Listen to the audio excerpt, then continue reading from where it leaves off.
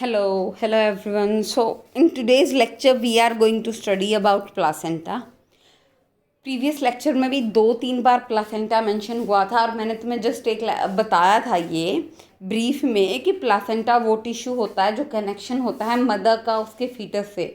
Mother से जो भी न्यूट्रिशंस जो हैं प्रोवाइड किए जाते हैं वो प्लासेंटा के थ्रू अम्बिलिकल कॉर्ड के थ्रू फीटस तक पहुंचते हैं।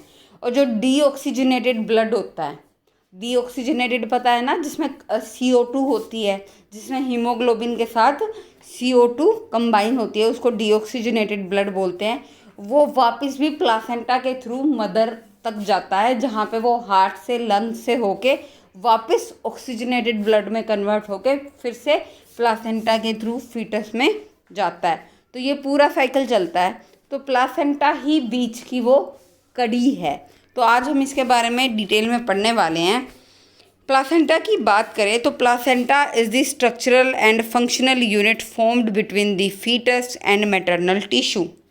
Formation of placenta after implantation. Implantation हो गई है भाई, याद है ना इम्प्लांटेशन क्या होती है? जब ब्लास्टोसिस स्टेज में होता है तो एक ट्रोफोब्लास्ट की लेयर होती है चारों तरफ, बीच में ब्लास्टोसील कैविटी होती है और एक तरफ इनर सेल मास होता है। जिस तरफ एम्ब्रियो का इनर सेल मास वाला पोर्शन होता है उस तरफ से एंडोमेट्रियम के अंदर इम्प्लांट होता है कौन? एम्ब्रियो। ठीक है। तो आफ्टर द इम्प्लांटेशन वहाँ पे जहाँ पे वो एम्बेडेड है, जहाँ पे वो इम्प्लांट है एंडोमेट्रियम के अंदर, वहीं प्लासेंटा की फॉर्मेशन जो है स्टार्ट होती है। होता क्या है? A number of branch finger like projections arise from the chorion. अगर नाम से तुम्हें याद आ रहा है तो कल हमने एक्स्ट्रा एम्ब्रियोनिक मेम्ब्रेन्स पढ़ी थी ना, extra embryonic membrane, amnion, chorion, allantois और योक सैक। ठीक है, जो कि यूट्रस के लिए प्रोटेक्शन का तो काम करती है, इसके अलावा और भी काफ़ी काम करती हैं जो हमने कल एक एक करके पढ़े भी थे अगर तुम्हें याद है। तो कोरियोन जो था, जो ह्यूमन प्लासेंटा था, वो कोरियोन एलेंटोइक प्लासेंटा था, क्योंकि उस प्लासेंटा की फॉर्मेशन में एक तो कोरियोन और एक एलेंटोइस वो हेल्प करते हैं। तो होता क्या है कि कोरियोन से कुछ फिंगर लाइक प्रोजेक्शंस जो हैं वो अराइज होते हैं, जो कि एक्चुअली किससे बने हैं? अगर हम इम्प्लांटेशन की स्टेज की बात करें तो जो ट्रोफोब्लास्ट लेयर थी, अगर मैं तुम्हें बताऊं, ये जो है ब्लास्टोसिस्ट है, ये देखो, ये ट्रोफोब्लास्ट लेयर थी। ठीक है। और यहाँ पे जो है इनर सेल मास था और ये जो थी कैविटी थी, ये थी ब्लास्टोसील। तो ये जो इनर सेल मास वाला पोर्शन होता है, यहीं से वो एम्बेडेड होता है। किसके अंदर एम्बेडेड होता है? एंडोमेट्रियम के अंदर। तो यहाँ पे जो ट्रोफोब्लास्ट वाली लेयर होती है ना, उससे वो अराइज होती हैं। ठीक है। इनको क्रोनिक विलाई भी कहते हैं, ओब्वियसली इसलिए क्योंकि ये इसमें ट्रोफोब्लास्ट का भी रोल होता है और इसमें कोरियोन का भी रोल होता है। तो इतना डिटेल में हमें MBBS लेवल पे पढ़ना होता है अगर एक एक स्टेप्स की बात करें। ठीक है। ट्रोफोब्लास्ट 2 लेयर में डिफ्रेंशिएट्स होती है, उसमें से जो सिंक्टियोट्रोफोब्लास्ट होती है उसका प्लासेंटा में रोल होता है, लेकिन ये हमें 12th के लेवल पे नहीं पढ़ना है। तो फिलहाल तुम सिर्फ इतना ही याद रख सकते हो कि इम्प्लांटेशन के बाद ब्रांच फिंगर लाइक प्रोजेक्शंस जो हैं कोरियोन से अराइज होती है, जिनको क्रोनिक विलाई बोलते हैं। The chorionic villi have umbilical veins and arteries formed by the allantois extended up to them। ये क्या बोल रहे हैं कि वो जो ब्रांच फिंगर लाइक प्रोजेक्शंस जिनकी बात कर रहे हैं ना, उनके अंदर आर्टरीज और वेन का डिफरेंस तो तुम्हें पता होगा, और वेन्स होती हैं जो कि एलेंटोइस से अराइव हुई हैं। उसके बाद देखो, ये डायग्राम में मैं तुम्हें ज़रा दिखा देती हूँ। जिन फिंगर लाइक प्रोजेक्शंस की ये बात करें, पहला तो प्लासेंटा जो है कनेक्शन होता है किसके बीच में? फीटल और मैटरनल टिश्यू के बीच में। तो इसका कुछ पोर्शन जो है वो मैटरनल टिश्यू से डिराइव हुआ है और कुछ पोर्शन जो है फीटस से डिराइव हुआ है।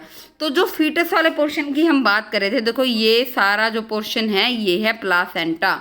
क्या है ये सारा पोर्शन प्लासेंटा है। ओके। ये जो है इसके बाद यहाँ पे जो है वो है यूट्राइन वॉल। वो क्या है? Uterine wall. तो ये क्या कह रहे थे कि ये एम्बेलिकल कॉर्ड है, ये दिख रही है ना, ये एम्बेलिकल कॉर्ड है। ये जो रेड कलर में है इसको तुम मान लो आर्टरीज, और जो ब्लू कलर में है वो है वेन्स। ये जो आर्टरीज और वेन्स हैं और ये जो हैं ये फिंगर लाइक प्रोजेक्शंस हैं। जिन फिंगर लाइक प्रोजेक्शंस की बात कर रहे थे, जिनको हम क्रोनिक विलाई बोल रहे थे, ठीक है, जो कि एक्चुअली कहाँ से डिराइव हुई है? कोरियोन से। ये देखो ये लाइट जो पिंक कलर की है ये कोरियोन है ना, और ये देखो ये लाइट पिंक कलर के यहाँ पे प्रोजेक्शंस दिख रही है, जिसके अंदर ये जो ब्लैक कलर के दिख रहे हैं ना, ये आर्टरीज और वेन्स है जो देखो यहाँ से अराइज हुई हैं एम्बेलिकल कॉर्ड में, यहाँ से ये अराइज हुई हैं, ठीक है। अब ये है कहाँ पे? सॉरी, डायग्राम दिखाती हूँ मैं तुम्हें। अब ये है कहाँ पे? ये जो पोर्शन है ना बच्चे, यहाँ पे मैटरनल ब्लड होता है। ये सारा जो एरिया है ना, यहाँ पे मैटरनल ब्लड होता है जो कि ऑक्सीजनेटेड होता है। तो ये आर्टरीज और वेन्स जो है वो मैटरनल ब्लड जो है, जो ऑक्सीजनेटेड मैटरनल ब्लड है, वो इन आर्टरीज में एंटर करता है, सॉरी वेन्स में एंटर करता है, क्योंकि प्योर ब्लड जो होता है वो वेन्स में होता है और वो फीटस तक जाता है। और जो आर्टरीज है, जो उनके पास डी ऑक्सीजनेटेड ब्लड होता है, वो जो है वापस मैटरनल जो यहाँ पे है स्पेस है, जो यहाँ पे स्पेस है उसमें चला जाता है, और यहाँ से वापस जो है इन जो है आर्टरीज और वेन्स के थ्रू वापस वो जो है पूरा सिस्टम है ना, जो ब्लड सिस्टम है हमारा, उसके अंदर एंटर कर जाता है। और फिर से मतलब ये तो कंटिन्यू प्रोसेस चलती रहती है ना, जैसे किसी भी ऑर्गन में चलती है कि ऑक्सीजनेटेड ब्लड आता रहता है और डीऑक्सीजनेटेड ब्लड जो है वो उसकी प्योरिफिकेशन चलती रहती है। वो हार्ट्स तक जाता है, लंग्स तक जाता है, फिर से ऑक्सीजनेटेड हो जाता है। पर मेन इंपॉर्टेंट जो चीज़ मैं तुम्हें दिखाना चाहती थी वो ये क्रोनिक विलाई ही थे, ठीक है।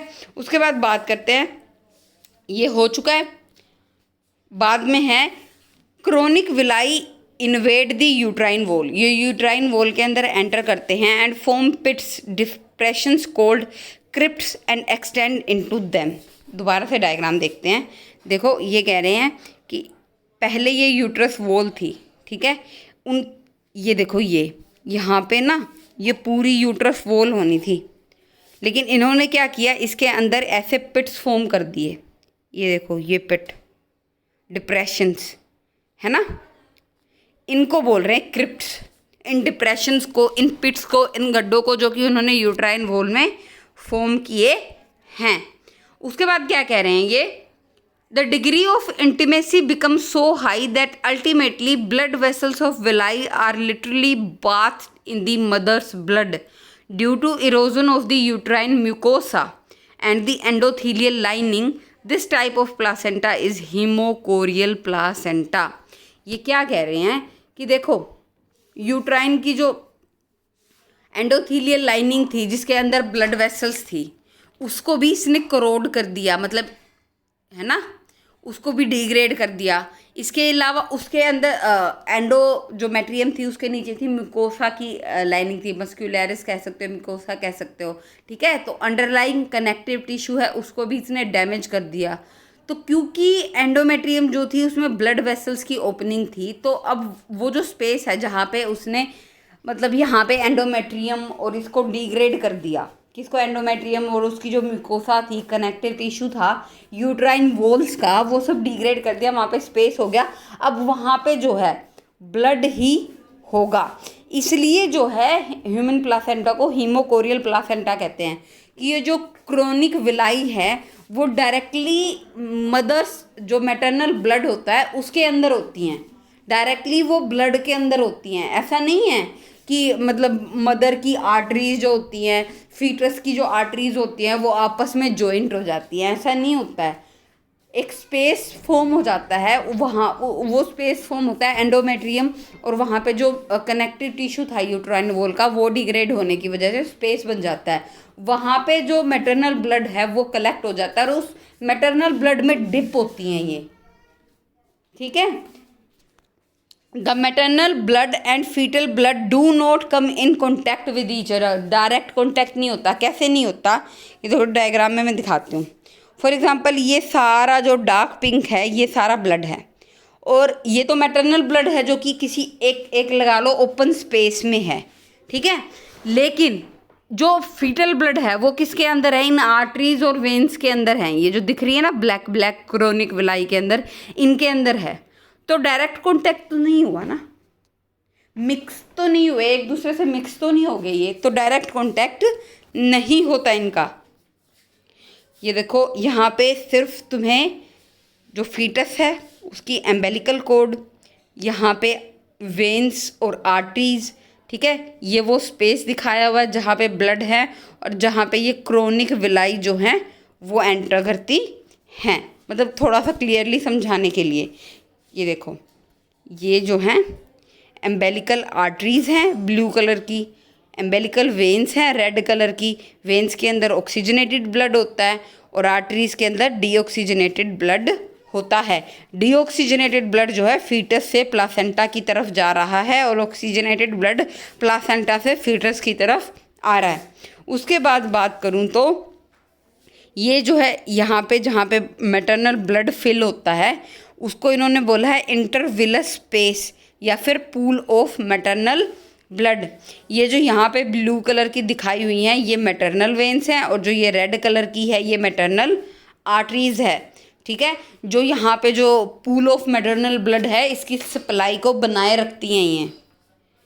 यहाँ पे एक और डायग्राम की हेल्प से दिखाया हुआ है, देखो ये रहा प्लासेंटा, ये रहा फीटस और एम्बेलिकल कोड के थ्रू वो प्लासेंटा से कनेक्ट होता है।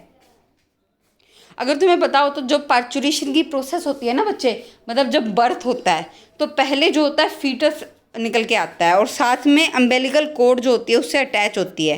तो डॉक्टर्स वगैरह क्या करते हैं, इस अम्बेलिकल कोड को यहाँ से कट करते हैं, ठीक है, और जो मतलब रैप कर देते हैं, मतलब जो पोर्शन उसका इसकी तरफ बेबी की तरफ रहता है वहाँ से तो वो उसको रैप कर देते हैं और फिर मतलब लगा लो 10 या 15 मिनट के बाद ये प्लासेंटा और जो बाकी की बची हुई अंदर अम्बिलिकल कोड थी वो भी बाहर निकल जाती है।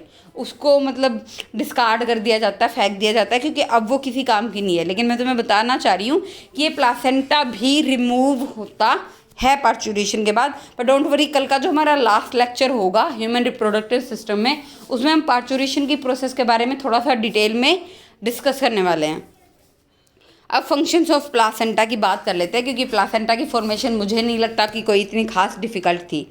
Food material pass through the mother's blood into the foetus through placenta, helps in exchange of gases, oxygenated deoxygenated blood, antibodies against certain disease. Yes, ये इम्यूनिटी भी प्रोवाइड करता है। जो मदर्स ब्लड होता है, मैटरनल ब्लड होता है, उसके अंदर एंटीबॉडीज़ भी होती हैं। तो क्योंकि तुम्हें पता है ना इम्यूनिटी तो ब्लड के अंदर ही होती है ना, T cells, B cells, antibodies, ये सब ब्लड सेल्स का ही पार्ट होता है ना। हाँ, तो जिन मतलब डिजीज़ के अगेंस्ट जो है मदर के अंदर इम्यूनिटी है, उस इम्यूनिटी का मतलब है उस डिजीज़ के अगेंस्ट मैटरनल ब्लड के अंदर एंटीबॉडी हैं। तो अगर वो मैटरनल ब्लड जो है फीटस में जा रहा है तो साथ में एंटीबॉडीज़ भी तो जाएंगी। तो इस हिसाब से वो काफ़ी सारी डिजीज़ के अगेंस्ट जो है इम्यूनिटी प्रोवाइड करती है फीटस को, जैसे मीज़ल्स, डिप्थीरिया या हार्मोन्स जो होते हैं वो भी पास करते हैं प्लासेंटा से फीटस में। एक्सक्रीटरी ऑर्गन की तरह भी काम करता है, यानी फीटस जो है उसका जो वेस्ट होता है, नाइट्रोजन वेस्ट होता है, उसको रिमूव भी करता है। It stores a little amount of glycogen for the foetus before the formation of liver. तुम्हें पता है कि मसल्स और लीवर में ग्लाइकोजन जो है स्टोर होता है। जब तक लीवर की फॉर्मेशन नहीं हो जाती फीटस के अंदर, क्योंकि वो अभी डेवलपिंग स्टेज में है, तब तक यहाँ पे जो है ग्लाइकोजन भी स्टोर होता है।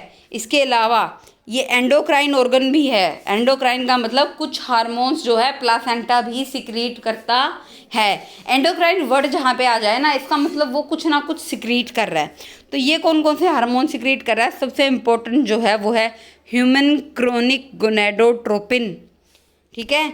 ये हार्मोन जो होता है वो स्टिमुलेट करता है कॉर्पस ल्यूटियम को प्रोजेस्टेरोन सिक्रीट करने के लिए till the end of pregnancy and relaxin at the end of pregnancy that facilitates parturition. पता है क्या, नॉर्मल मेंस्ट्रुअल साइकिल में मैंने तुम्हें बताया था कि अगर फर्टिलाइजेशन नहीं हुई तो एंडोमेट्रियम भी डिग्रेड हो जाती है, वो एग भी डिग्रेड हो जाता है और ब्लीडिंग स्टार्ट हो जाती है।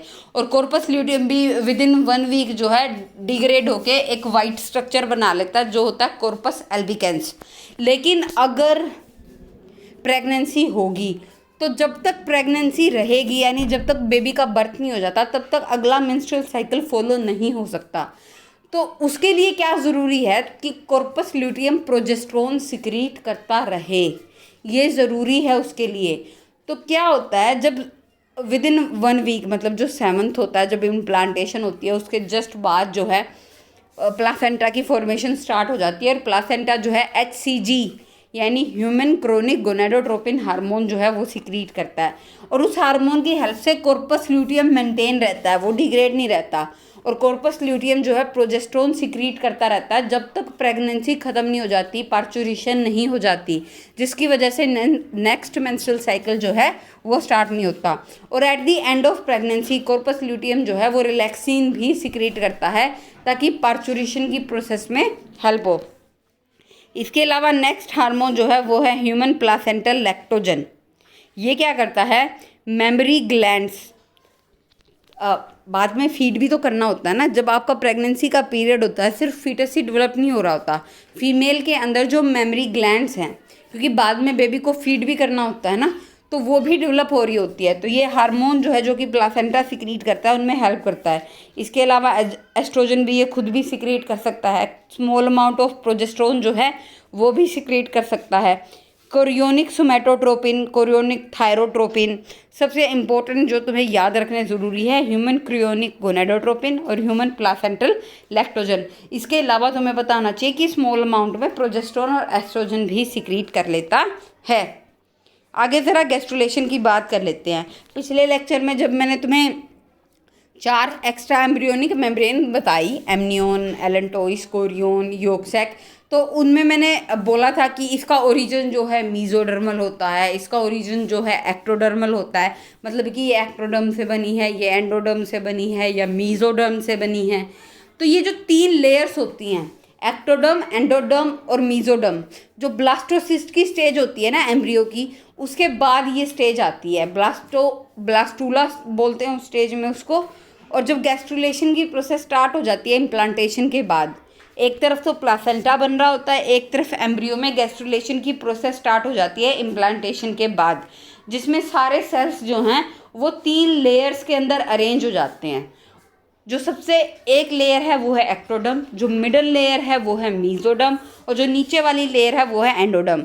आगे जाके हमारे जितने भी ऑर्गन्स हैं, जितने भी टाइप ऑफ सेल है, वो डिवाइड होता है कि कुछ ऑर्गन टाइप ऑफ सेल्स जो है एक्टोडर्म फॉर्म करेगी, कुछ जो है मीजोडर्म फॉर्म करेगी और कुछ जो है एंडोडर्म। ये 3 लेयर्स ही होती हैं जो हमारे सारे ऑर्गन्स जो हैं, सारे सेल्स जो होते हैं उनको डेवलप करेगी। तो गैस्ट्रुलेशन की बात करें तो is the process in the embryonic development in which the undifferentiated cells of blastocyst visibly move in the small masses or sheets to attain their final location in the embryo and form 3 germ layers. The orderly movement of cells to form gastrula is called morphogenetic movement. पहली बात, जो blastocyst stage होती है तब तक जो है ये जो ब्लास्टोसिस्ट होता है, सेल्स जो होते हैं अनडिफ्रेंशिएटेड होते हैं। अनडिफ्रेंशिएटेड का मतलब उनका फ्यूचर डिसाइडेड नहीं होता कि उनको क्या जाके फॉर्म करना है। लेकिन जब वो 3 जर्म्स लेयर यानी एक्टोडर्म, एंडोडर्म और मीजोडर्म में अरेंज हो जाते हैं ना, तब पता होता है कि एंडोडर्म को ये ऑर्गन, जैसे नर्वस सिस्टम एक्टोडर्म बनाती है, नर्वस सिस्टम के सारे सेल्स जो होते हैं एक्टोडर्म बनाती है, जैसे मसल्स जो होती है वो मीजोडर्म बनाती है। तो एक लेवल तक उनका जो फेट है गैस्ट्रुलेशन के बाद वो डिसाइड हो जाता है, लेकिन ब्लास्टोसिस्ट पे वो टोटली अनडिफ्रेंशिएटेड होते हैं, उनका फेट डिसाइडेड नहीं होता। तो क्या करते हैं कि ये मूव करते हैं और शीट्स कह सकते हो वो फॉर्म कर सकते हैं, ठीक है, जिनको 3 जर्म लेयर्स भी कहते हैं। और ये जो मूवमेंट है ऑर्डरली मूवमेंट, मतलब हर सेल को पता होता है कि उसको कहाँ पे मूव करके किस मेम्ब्रेन का पार्ट बनना है, मतलब किस जर्म लेयर का पार्ट बनना है, एक्टोडर्म का बनना है कि मीजोडर्म का बनना है। हर सेल के लिए ये चीज़ डिसाइड होती है कि वो एक्टोडर्म बनाएगा, वो मीजोडर्म में जाके इन्वॉल्व होगा या वो एंडोडर्म में जाके इन्वॉल्व होगा। इसलिए इसको ऑर्डरली मूवमेंट बोला है और इसको क्या बोलते हैं, morphogenetic movement. As the cells reach their location in the embryo, जब वो अपनी लोकेशन पे पहुंच जाते हैं, एंडोडर्म, मीजोडर्म और एक्टोडर्म फॉर्म हो जाती हैं. The developmental fate of the cells of these germ layers also get determined. अब जो सेल्स एक्टोडर्म में है उसका फेट डिटरमाइंड है, जो मीजोडर्म में है उसका भी फेट डिटरमाइंड है. तो सबसे पहले बात करते हैं फॉर्मेशन ऑफ एंडोडर्म की. होता क्या है बच्चों कि जब इम्प्लांटेशन हो जाती है, इम्प्लांटेशन में क्या होता है, ये देखो ये जो डायग्राम दिख रहा है ट्रोफोब्लास्ट है, यहाँ पे इनर सेल मास है, ये देखो ये इनर सेल मास इन्होंने दिखाया हुआ है, और ये जो लेयर है वो ट्रोफोब्लास्ट है. इनर सेल मास के कुछ सेल्स जो हैं उससे अलग हो जाते हैं, डिटैच हो जाते हैं और एक अलग लेयर फॉर्म करने लग जाते हैं. इनर सेल मास के कुछ सेल्स जो हैं इम्प्लांटेशन के बाद उससे डिटैच होके एक अलग लेयर फॉर्म्स करते हैं. The detached cell push into the blastocoel. देखो ऐसे ये है, फॉर एग्जांपल यहाँ पे कलर चेंज कर लेती हूँ मैं, ये इनर सेल मास के सेल हैं. अब इनसे कुछ सेल्स जो हैं वो डिटैच हो गए, फॉर एग्जांपल ये वाले सेल्स जो हैं वो डिटैच हो गए, यहाँ से हुए हैं वो, इस तरफ से ट्रोफोब्लास्ट थी, ठीक है वो, और यहाँ पे पूरी ब्लास्टोसील है, मतलब कैविटी है, वो इस कैविटी की तरफ मूव करेंगे. किसकी तरफ मूव करेंगे? ब्लास्टोसील की तरफ. The detached cell push into the blastocoel to become the first endodermal cells. ये जो होते हैं फर्स्ट एंडोडर्मल सेल्स होते हैं.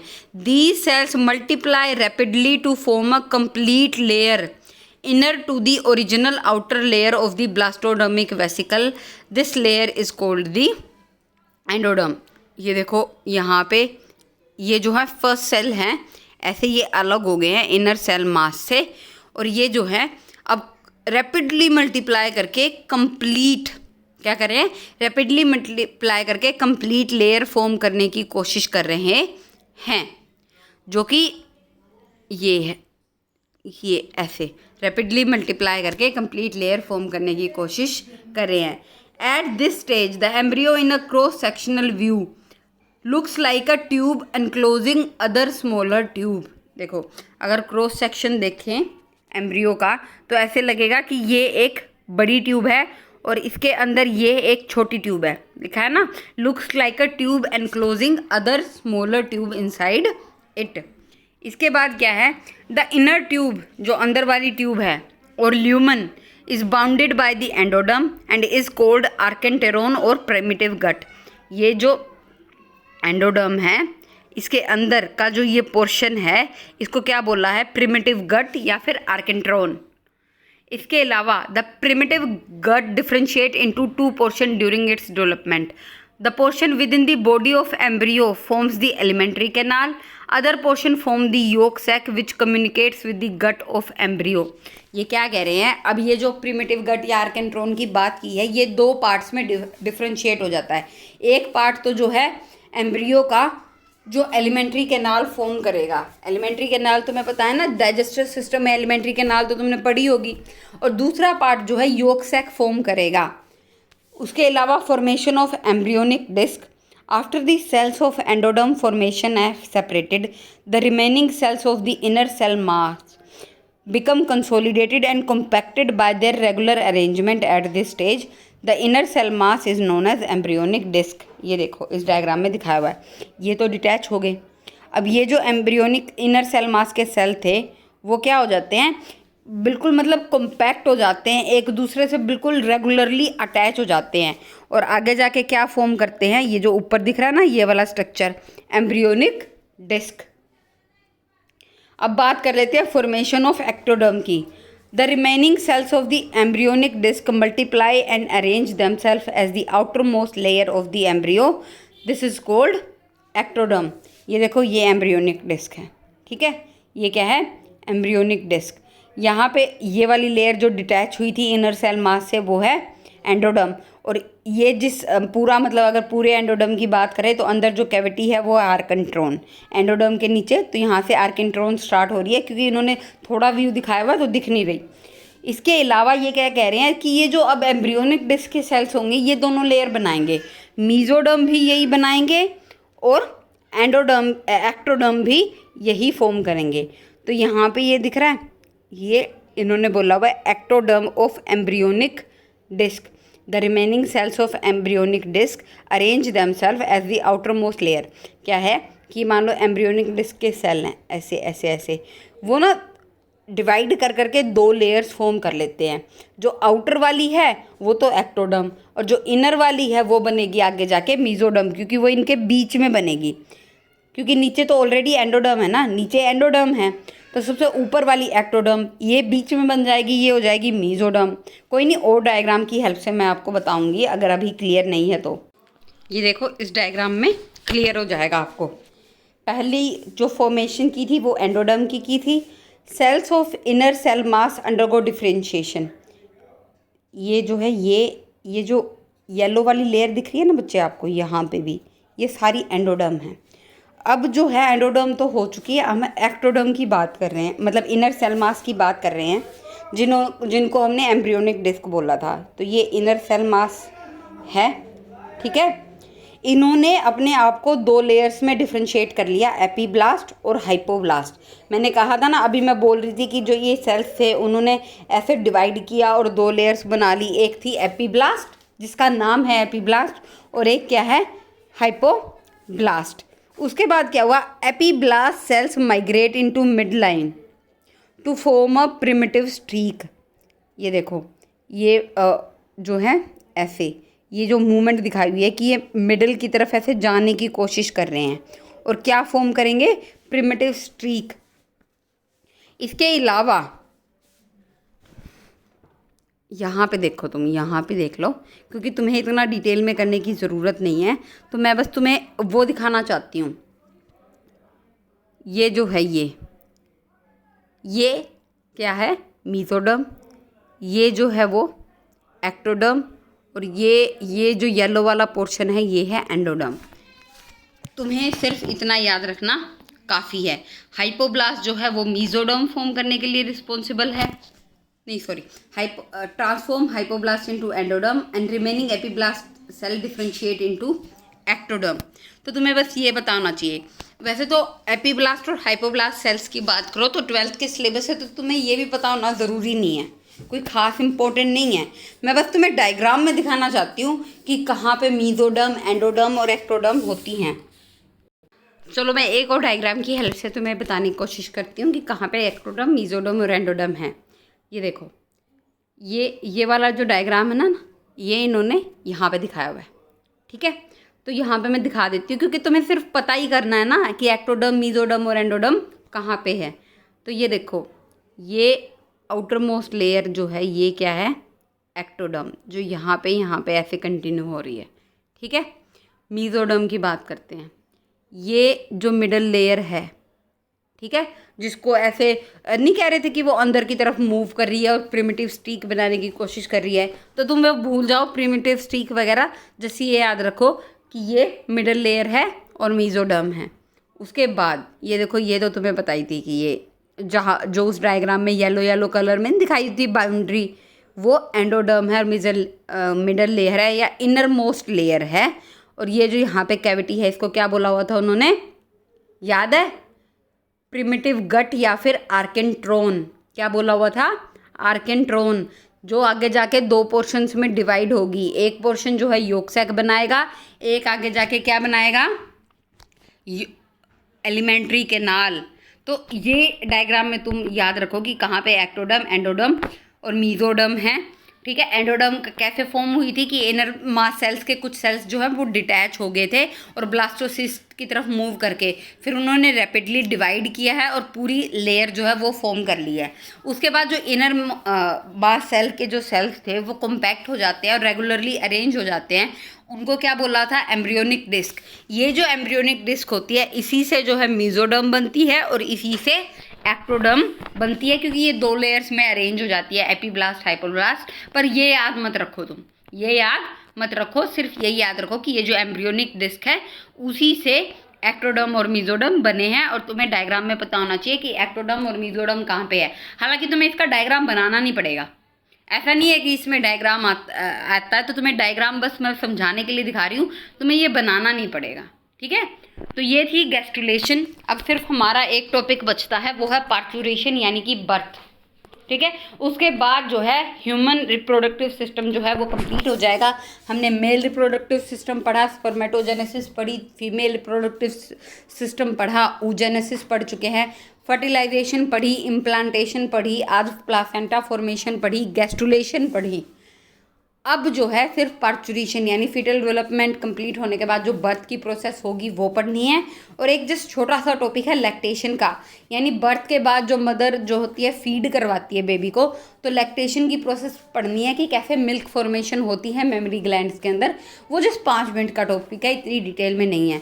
उसके बाद मैं तुम लोगों को ये इन्फॉर्म करना चाहती हूँ कि अभी जो नेक्स्ट लेक्चर है उसके बाद एक लेक्चर में मैं एनसीईआरटी, सिर्फ एनसीईआरटी से ह्यूमन रिप्रोडक्टिव सिस्टम पूरा चैप्टर कवर करवाऊंगी, ताकि तुम्हें पता चले कि अगर एनसीईआरटी के नज़रिए से हम देखें तो तुम्हें क्या क्या चीज़ें एक्स्ट्रा इंपॉर्टेंट हैं और तुम्हें पता हो कि ये याद रखनी है, क्योंकि एनसीईआरटी को कवर करना भी ज़रूरी है।